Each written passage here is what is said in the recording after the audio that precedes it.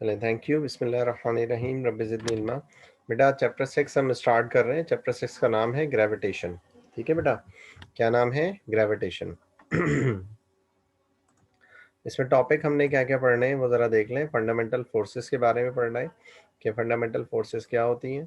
Gravitation के बारे में पढ़ना है। Newton universal law of gravitation के बारे में पढ़ना है बेटा। और इसी तरह mass and density of earth के बारे में पढ़ना है। ठीक है, लास्ट टॉपिक हमारा होगा variation of g with depth. ठीक है, ये लास्ट टॉपिक इसलिए कह रहा हूँ मैं कि हमारे जो रिड्यूस सिलेबस है उसमें इतना ही दिया गया है। ठीक है, अकॉर्डिंग टू रिड्यूस सिलेबस हमने यही पढ़ना है। सही है बेटा, रिड्यूस सिलेबस के मुताबिक हमने यही लर्निंग करनी है। तो पहले हम देख रहे हैं कि फंडामेंटल फोर्सेस क्या होती हैं।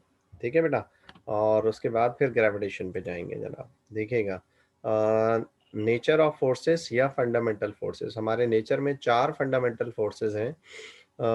वो कौन कौन सी होती हैं? यानी ये बुनियादी फोर्सेस हैं। ठीक है, इन फोर्सेस के बगैर यूनिवर्स एग्जिस्ट नहीं कर सकती। तो एक है ग्रेविटेशनल फोर्स। ठीक है, नंबर 2 है इलेक्ट्रोमैग्नेटिक फोर्स, नंबर 3 है स्ट्रॉन्ग न्यूक्लियर फोर्स, और नंबर 4 है वीक न्यूक्लियर फोर्स। ठीक है बेटा, जब स्लाइड कंप्लीट हो जाए करे तो स्क्रीनशॉट ले लिया करें। तो हमारे पास ये 4 बेसिक्स फोर्सेस हैं और ये फंडामेंटल फोर्सेस हैं या नेचर ऑफ फोर्सेस हैं। Gravitation force, electromagnetic force, strong nuclear force और वीक न्यूक्लियर फोर्स। ठीक है, अच्छा बेटा, इसके बाद हम बात करेंगे जनाब पहले ग्रेविटेशन की। ग्रेविटेशन क्या होती है? इस यूनिवर्स में जितनी भी ऑब्जेक्ट हैं या जितनी भी बॉडीज़ हैं, अगर वो मास एग्जिस्ट करती हैं तो उनके दरमियान फोर्सेस भी एग्जिस्ट करेंगी। अगर वो मास एग्जिस्ट करती हैं यानी उनका मास मौजूद है तो उनके दरमियान फोर्सेस भी एग्जिस्ट करेंगी। और उनके दरमियान जो फोर्स होगी वो अट्रैक्टिव फोर्स होगी। ठीक है बेटा, अगर फोर्स एग्जिस्ट करती है और उनका मास भी हो तो हम इसे क्या कहते हैं बेटा? ग्रेविटेशन का अमल कहते हैं।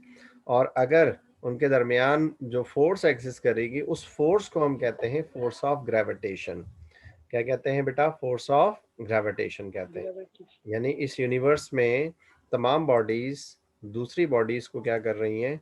अट्रैक्ट कर रही हैं। इस यूनिवर्स में तमाम बॉडीज दूसरी बॉडीज को अट्रैक्ट कर रही हैं। इस अमल को हम ग्रेविटेशन कहते हैं।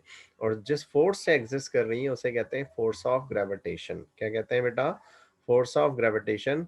इसी फोर्स ऑफ ग्रेविटेशन के लिए न्यूटन्स ने अपना Newton's universal law of gravitation दिया।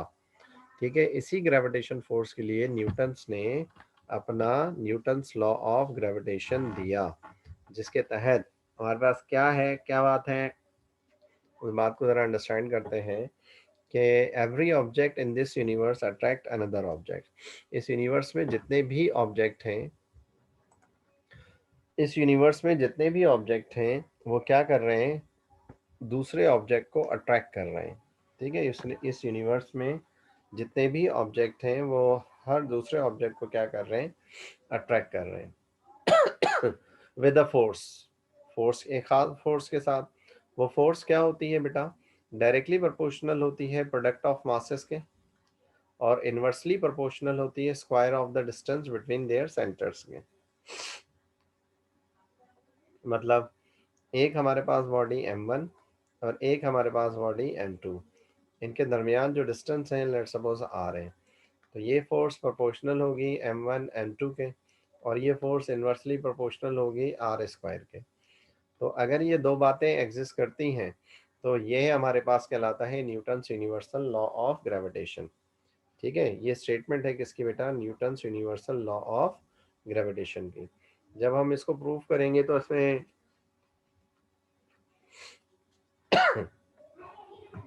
कंसीडरेशन में हम पहले कंसीडर करेंगे जनाब के दो बॉडीज़ हैं जिनका मास m1 और m2 है, जो प्लेस्ड हैं कहाँ पर बेटा? r डिस्टेंस पर एक दूसरे से, r डिस्टेंस पर एक दूसरे से। अच्छा, इसी तरह gravitation force of attraction between two bodies directly proportional to the product of their masses. हम ये प्रूव कर रहे हैं मैथमेटिकली। हम बताते हैं कि ये जो ग्रेविटेशन फोर्स है डायरेक्टली प्रोपोर्शनल है प्रोडक्ट ऑफ देयर मासेस के, और यही ग्रेविटेशन फोर्स है इनवर्सली प्रोपोर्शनल है square of the distance between two bodies के। यही आपके पास जो है, आपके पास क्या है, इनवर्सली प्रोपोर्शनल है square of the distance between two bodies के। F is proportional to 1/r²। ठीक है, दोनों इक्वेशन को, इक्वेशन 1 को और इक्वेशन 2 को हम क्या करेंगे, कंबाइन करेंगे। इक्वेशन 1 और इक्वेशन 2 को कंबाइन करेंगे तो कंबाइन करने पे क्या होगा, एफ एफ एक एफ आ जाएगा, प्रोपोर्शनल प्रोपोर्शनल एक आ जाएगा, m1 m2 divided by r²। m1 m2 divided by r² ये आ जाएगा हमारे पास। ठीक है, तो जब प्रोपोर्शनल का साइन ओपन करते हैं तो क्या आता है बेटा, कांस्टेंट आता है। क्या आता है बेटा, कांस्टेंट आता है। और क्या आता है आपके पास, m1 m2 ओवर r² आता है। ठीक है, जो वैल्यू पहले एग्जिस्ट कर रही थी वो वैल्यू आ जाती है आपके पास। सही है बेटा, तो प्रोपोर्शनल हटाया, कांस्टेंट आया, कांस्टेंट आया, तो वो कांस्टेंट क्या कहलाएगा, वो आपको अभी हम बता देते हैं। ठीक है, f is equal to, proportional की जगह कांस्टेंट आया, m1 m2 ओवर r² आया। ठीक है, तो अब देखते हैं इस कांस्टेंट क्या कहलाता है। ये कांस्टेंट कहलाता है gravitational constant which is denoted by capital G.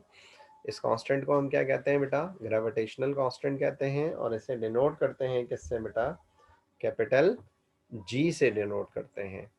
ठीक है बेटा, where g is the constant of proportionality and is known as universal gravitational constant and its value is 6.67 exponent minus 11। और इसकी वैल्यू क्या होती है, 6.67 एक्सपोनेंट माइनस 11 होती है, न्यूटन मीटर स्क्वायर पर केजी स्क्वायर। ठीक है, और क्या हो गई बेटा, न्यूटन मीटर स्क्वायर पर केजी स्क्वायर, ये इसकी यूनिट हो गई। क्या हो गई, यूनिट हो गई। सही है, तो इस जी को हम इस कांस्टेंट की जगह पर, ये जो कांस्टेंट है इसकी जगह पर हम जी को पुट कर देंगे। ठीक है, ये जी को हमने पुट कर दिया। तो फोर्स जैसा के वेक्टर क्वांटिटी है, फोर्स जैसा के वेक्टर क्वांटिटी है।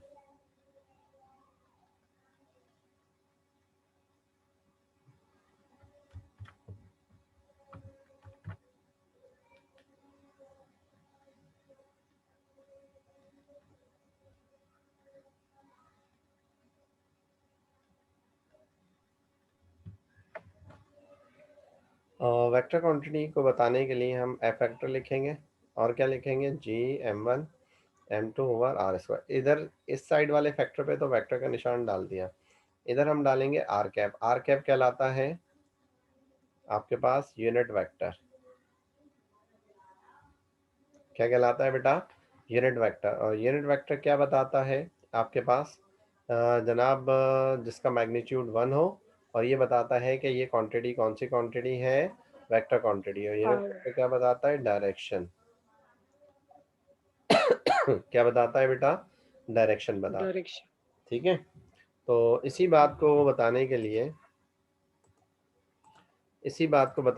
हम क्या कर रहे हैं, फॉर्मेलिटी पूरी कर रहे हैं कि vector form of the Newton universal law of gravitation के ये वेक्टर फॉर्म मैंने जर्नल लिख दी। ठीक है, अगर अब बात कर रहे हैं कि बॉडी 1 बॉडी 2 पे फोर्स लगा रही हो, क्या कह रहा हूँ बेटा, बॉडी 1 बॉडी 2 पर फोर्स लगा रही हो। अच्छा, एक और बात कि अट्रैक्टिव फोर्स नेगेटिव फोर्स होती है। अट्रैक्टिव फोर्स क्या होती है बेटा, नेगेटिव फोर्स होती है। ये इसलिए माइनस साइन लगा हुआ है, इसका मतलब है अट्रैक्टिव फोर्स है। क्या है बेटा, अट्रैक्टिव फोर्स है। ठीक है, और F12 का मतलब है कि body 1 is applying force on body 2, जिसकी direction opposite to the R21 होती है, जिसकी direction opposite to the R21 होती है। यानी बॉडी 1 2 पे फोर्स लगाएगी तो 2 भी 1 पे क्या लगाएगी, फोर्स लगाएगी। ठीक है, आप 1 से चलकर 2 पर आए तो आप जो है वो डिस्टेंस कहाँ से कहाँ मेजर कर रहे होंगे, 1 से चलकर 2 पे आए तो 2 वाला कहेगा कि जनाब तुमने इतना डिस्टेंस कवर किया है। ठीक है, 2 वाला पॉइंट कह रहा होगा आपने इतना डिस्टेंस कवर किया है। तो हम भी इधर डायरेक्शन बताना चाह रहे हैं कि 1 2 पे फोर्स अप्लाई कर रहा है तो उसकी डायरेक्शन जो है वो क्या होगी, अपोजिट होगी। इस बात को आप इस तरह भी लिख सकते हैं, इस बात को आप इस तरह भी लिख सकते हैं, नेगेटिव साइन मैंने गायब कर दिया, m1 m2 over r² into are cap, और ये 1 2। ठीक है, तो जब मैंने 2 1 को उल्टा लिख दिया 1 2 करके, तो नेगेटिव नेगेटिव क्या हो गया, पॉजिटिव हो गया, नेगेटिव नेगेटिव क्या हो गया, पॉजिटिव हो गया। तो मैं इसको इस तरह भी लिख सकता हूँ। बहरहाल आपको ये बुक के अकॉर्डिंग हमने लिखा है। तो सिर्फ आपने क्या करना है, ये मेन फॉर्मूला है हमारे पास, F is equal to G M one M two over r square, इसको वेक्टर फॉर्म दिखाना है। ठीक है, इन शॉर्ट आपके पास लेट सपोज आपके पास G M one M two over r square है, इधर वन टू लिखा हुआ है तो आप इधर लिख लें टू वन, और इधर अगर टू वन लिखा हुआ है तो आप इधर लिख दें वन टू, बस आर के नीचे। बस यही फॉर्मूला आपके पास है। इस वन टू का मतलब है एफ के नीचे वन टू का मतलब है वन टू पे फोर्स लगा रहा है, और टू वन का मतलब है बॉडी टू वन पे फोर्स लगा रहा है। कोई भी बॉडी किसी पर भी फोर्स लगाए उसका मैग्नीट्यूड सेम होगा। क्या होगा बेटा, सेम होगा। टू वन पे फोर्स लगाए या वन टू पे फोर्स लगाए, सही है बेटा।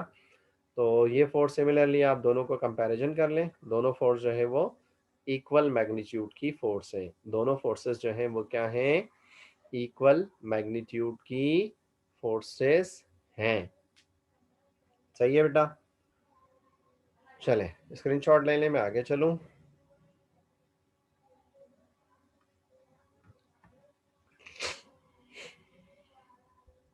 अच्छा जनाब, एहतियातन ही मैं आपको डिफरेंसेस बता रहा हूँ between capital G and small G. ये क्यों बता रहा हूँ, रीज़न क्या है, रीज़न एग्ज़ाम में एमसीक्यूज़ का है। अगर एमसीक्यूज़ आते हैं तो आपका ये क्वेश्चन जाना नहीं चाहिए।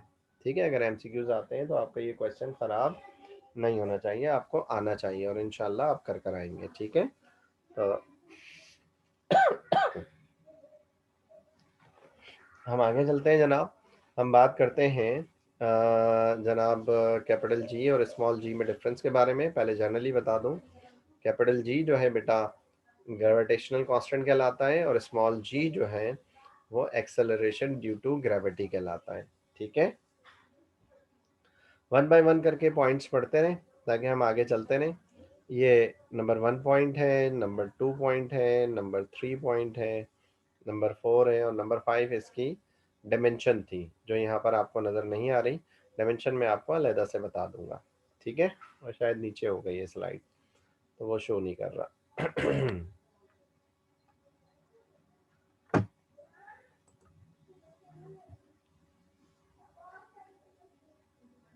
ओके, तो हम बात करते हैं पहले जी की। जी जो है वो ग्रेविटेशनल कांस्टेंट है of universal force of gravitational attraction का between any two material bodies. G जो है ग्रेविटेशनल कांस्टेंट कहलाता है दो बॉडीज के दरमियान कांस्टेंट का, ग्रेविटेशनल कांस्टेंट का, यानी इसे ग्रेविटेशनल कांस्टेंट भी कहते हैं। क्या कहते हैं, ग्रेविटेशनल कांस्टेंट। और फॉर्मूला हमें पता है F is equal to G M one M two होता है, इसे हम ग्रेविटेशनल कांस्टेंट भी कहते हैं। ठीक है जी, और स्मॉल जी क्या होता है, acceleration caused by the gravity at the surface of the earth. याद रखिएगा हमारे पास क्या है, अर्थ है, और ये कोई दूसरी बॉडी है जिसका मास एम है। इसकी वजह से ये क्या करेगा, ये बॉडी जो है यहाँ अगर रुकी हुई थी और हम इसे ड्रॉप करते हैं, यहाँ से ड्रॉप करते हैं तो ये टुवर्ड्स अर्थ ही जाएगी।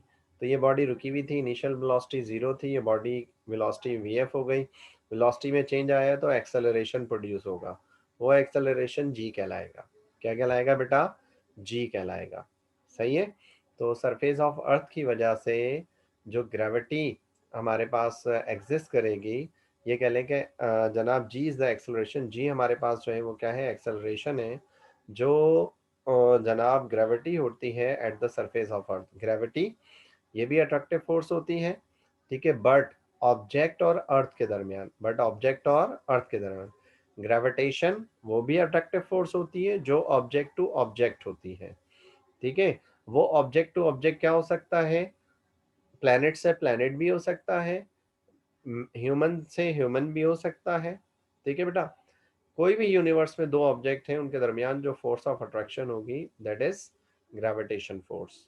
और अगर अर्थ और ह्यूमन के दरमियान, अर्थ या किसी और ऑब्जेक्ट के दरमियान लेंगे, यानी आप कार ले लें, घर ले लें, कोई भी चीज़ ले लें, पत्थर ले लें, तो ऑब्जेक्ट और दूसरे ऑब्जेक्ट के, अर्थ और दूसरे ऑब्जेक्ट के दरमियान जो फोर्स होगी दैट इज ग्रेविटी, और हम इसे डिनोट करते हैं W is equal to M G. ठीक है, W is the weight of the body. W क्या कहलाता है, वेट ऑफ द बॉडी। ठीक है, क्या कहलाता है, वेट ऑफ द बॉडी कहलाता है, या gravity at the surface of earth भी कहलाता है, gravity at the surface of earth भी कहलाता है। ठीक है, अच्छा जनाब दूसरे पॉइंट पर आते हैं। G is the force exerted by the two bodies of the unit mass. इस बात को मैं इस तरह इधर लिख देता हूँ, capital G is equal to F R square over m1 m2। F क्या है, एफ फोर्स है, आर क्या है, डिस्टेंस है, और एम क्या है, मास है। तो क्या कह रहे हैं आप जरा देखिएगा, जी इज द फोर्स, जी जो है वो फोर्स होती है एक्सर्टेड बाय टू बॉडीज, जो दो बॉडीज के दो बॉडीज के जरिए एक्सर्ट होती है ऑफ अ यूनिट मास, उनके यूनिट मास पर। ये रहा यूनिट मास, 1/m को यूनिट मास कहते हैं। When they are at a unit distance, जब वो क्या हो एक दूसरे से यूनिट डिस्टेंस पर हो। ठीक है, ये इस फॉर्मूले के जरिए जो है डिस्कस किया गया है कैपिटल जी को। तो फॉर्मूले के जरिए हम स्मॉल जी को भी डिस्कस कर लेते हैं। डब्ल्यू बराबर किसके था, एम जी के था, तो जी बराबर किसके हो गया, डब्ल्यू अपॉन एम के। तो यही कहा हमने, डब्ल्यू आपके पास क्या है, gravitational force per unit mass है। ठीक है, this is also called the gravitational field strength, इसे हम क्या कहते हैं, ग्रेविटेशनल फील्ड स्ट्रेंथ भी कहते हैं, gravitational force per unit mass, gravitational force per unit mass. ठीक है, दिस इज जी, ये जी कहलाता है आपके पास, ये मैथमेटिकली हमने डिस्कस किया। The force of attraction between any two bodies is called gravitation. Force of attraction जो है किसी भी दो बॉडीज के दरमियान जो है क्या कहलाती है, जनाब ग्रेविटेशन। और ये कांस्टेंट वैल्यू होती है, डिनोट करते हैं किससे बेटा, जी से। ये कांस्टेंट वैल्यू होती है और डिनोट करते हैं किससे बेटा, जी से डिनोट करते हैं। सही है, किससे डिनोट करते हैं, जी से डिनोट करते हैं। और स्मॉल जी की अगर हम बात करें, स्मॉल जी की बात करें, तो स्मॉल जी क्या है, gravity is the special case of the gravitation. ठीक है, ग्रेविटेशन का स्पेशल केस जो है वो क्या कहलाता है, ग्रेविटी कहलाता है। If one body is at the earth and the force of attraction between the earth and any other material, earth और एनी अदर मटेरियल के दरमियान जो ग्रेविटेशन फोर्स है उसे हम नाम देते हैं ग्रेविटी का। क्या नाम देते हैं, ग्रेविटी का नाम देते हैं। ठीक है, और जो एक्सेलरेशन प्रोड्यूस होता है वो क्या कहलाता है, स्मॉल जी कहलाता है। क्या कहलाता है, स्मॉल जी कहलाता है। इस फोर्स की वजह से जो एक्सेलरेशन प्रोड्यूस होता है इसे स्मॉल जी कहते हैं। अच्छा, कैपिटल जी जो है वो क्या है, यूनिवर्सल ग्रेविटेशनल कांस्टेंट है। क्या अर्थ किया बेटा, कैपिटल जी जो है वो क्या है, यूनिवर्सल ग्रेविटेशनल कांस्टेंट है। Capital G is universal gravitational constant, यानी इसकी वैल्यू पूरे यूनिवर्स में सेम रहती है। स्मॉल जी जो है वो लोकल कांस्टेंट है, इसकी वैल्यू जो है प्लेस टू प्लेस चेंज होती है, प्लेस टू प्लेस चेंज होती है अर्थ के रीजन में। ठीक है, यानी हम अर्थ पर थे, अगर हम at the surface of earth हैं तो जी की वैल्यू 9.8 है। अगर अर्थ से दूर जा रहे हैं तो जी की वैल्यू कम हो रही है, अर्थ की तरफ आ रहे हैं तो जी की वैल्यू ज़्यादा हो रही है। लेकिन जब अर्थ सरफेस पर है तो जी की वैल्यू ज़्यादा से ज़्यादा 9.8 है, अर्थ के अंदर जा रहे हैं तो जी की वैल्यू अगेन कम हो रही है। ठीक है बेटा, तो जी स्मॉल जी जो है वो क्या है आपके पास, लोकल कांस्टेंट है जिसकी वैल्यू प्लेस टू प्लेस या पॉइंट टू पॉइंट चेंज होती रहती है। जबकि कैपिटल जी पूरे यूनिवर्स में हम लेंगे तो पूरे यूनिवर्स में कैपिटल जी की वैल्यू क्या रहती है, सेम रहती है। ठीक है बेटा, पूरे यूनिवर्स में कैपिटल जी की वैल्यू क्या रहती है, सेम रहती है। सही है बेटा, यहाँ तक कोई इशू पहले बताइए मुझे।